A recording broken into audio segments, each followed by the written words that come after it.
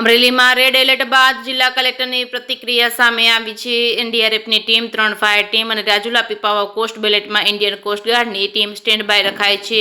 નીચાણવાળા વિસ્તારના લોકોને સાવચેત રહેવા સૂચના અપાઈ છે. વરસાદની સ્થિતિ વધુ ઊભી થાય તો તાત્કાલિક સ્થળાંતર કરવાની સૂચના અપાઈ છે. વાડી વિસ્તારના લોકોને ગામમાં આવી જવા સૂચના આપી છે. વરસાદની સ્થિતિ સામે જિલ્લા વહીવટીતંત્ર પહોંચી વળવા સજ્જ થયું છે. અમરેલી જિલ્લાના રેડ એલર્ટની પરિસ્થિતિ અનુસાર એક એનડીઆરએફની ટીમ, 3 ફાયરની ટીમ અને કોસ્ટગાર્ડની ટીમ इस समय स्टैंड बाय ऊपर છે. અગર કોઈ પણ પરિસ્થિતિ ઊભી થાય તો એ ટીમોના માધ્યમથી અમે રેસ્ક્યુ કરી શકીએ છીએ.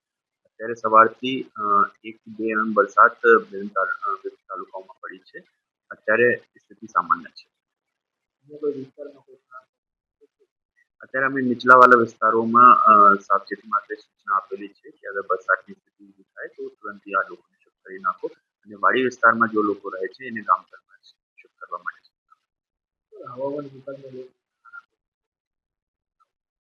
અત્યારે આજની સ્થિતિમાં શાળા ચાલુ છે. કાલની પરિસ્થિતિ જોઈને શાળાના